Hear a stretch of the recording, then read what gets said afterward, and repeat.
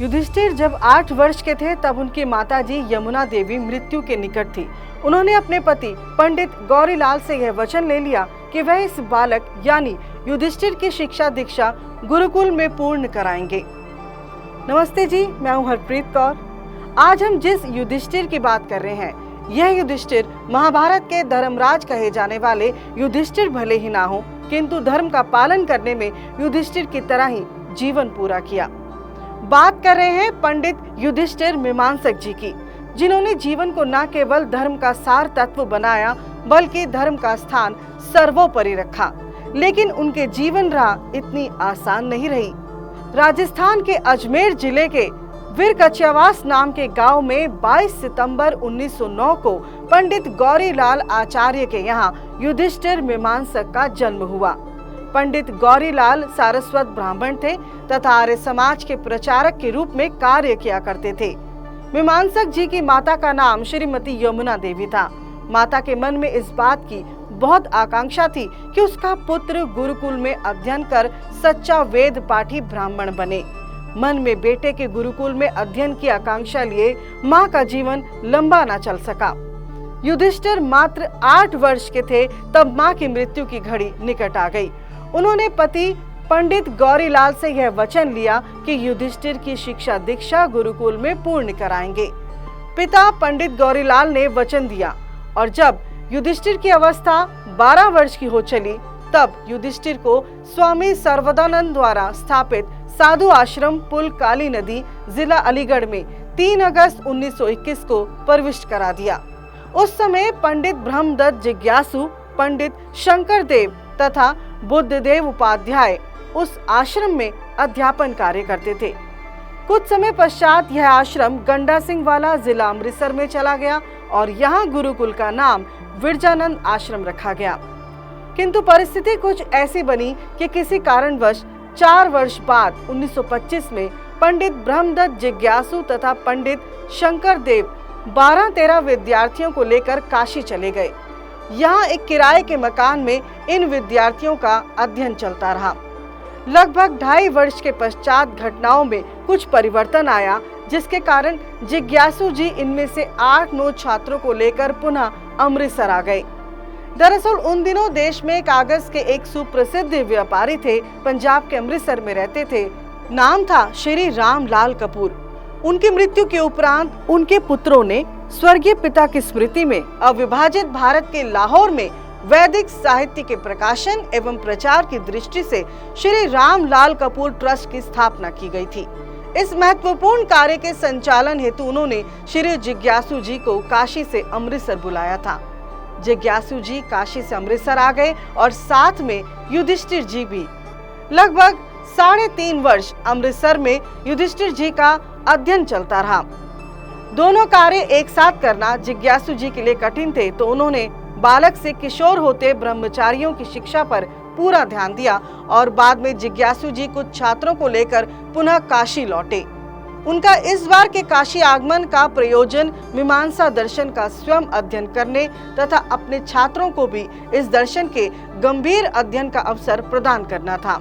फलस्वरूप युधिष्ठिर जी ने काशी रहकर महामहोपाध्याय पंडित चिन्ह स्वामी शास्त्री तथा पंडित पट्टाभिराम शास्त्री जैसे मीमांसकों से इस शास्त्र का गहन अनुशीलन किया तथा गुरुजनों की कृपा प्रसाद से इस विषय पर अधिकार प्राप्त करने में सफल रहे। मीमांसा का अध्ययन करने के पश्चात युधिष्ठिर जी अपने गुरु पंडित ब्रह्मदत्त जिज्ञासु के साथ 1935 में लाहौर लौटे और रावी नदी के पार बारादरी के निकट रामलाल कपूर के परिवार में आश्रम का संचालन करने लगे। इन दिनों देश में अंग्रेजी शासन के विरुद्ध आंदोलन चल रहे थे। लगभग 1 दशक युधिष्ठिर मीमांसक जी का लाहौर में बीता, किंतु साल 1947 में भारत विभाजन का समय आ गया। 1947 में जब लाहौर पाकिस्तान में चला गया तो जिज्ञासु जी भारत आ गए। 1950 में उन्होंने काशी में पुनः पाणिनि महाविद्यालय की स्थापना की और रामलाल कपूर ट्रस्ट के कार्य को व्यवस्थित किया। पंडित युधिष्ठिर जी भी कभी काशी तो कभी दिल्ली अथवा अजमेर में रहते हुए ट्रस्ट के कार्यों में अपना सहयोग देते रहे। उनका सारस्वत सत्र निरंतर चलता रहा। दिल्ली तथा अजमेर में रहकर उन्होंने भारतीय प्राच्य विद्या प्रतिष्ठान के माध्यम से स्वग्रंथों का लेखन व प्रकाशन किया। इस बीच वे 1959-1960 में टंकारा स्थित दयानंद जन्मस्थान स्मारक ट्रस्ट के अंतर्गत अनुसंधान विभाग के अध्यक्ष भी रहे। साल था 1967। रामलाल कपूर ट्रस्ट को अमृतसर से सोनीपत के बहालगढ़ में लाया गया और जिसके कार्यों को संभालने की जिम्मेदारी मीमांसक जी को दी गई थी। यहाँ तक आते आते पंडित युधिष्ठिर मीमांसक जी ने प्राचीन शास्त्र ग्रंथों के संपादन के अतिरिक्त ऋषि दयानंद कृत ग्रंथों को भी संपादित करने का कार्य किया।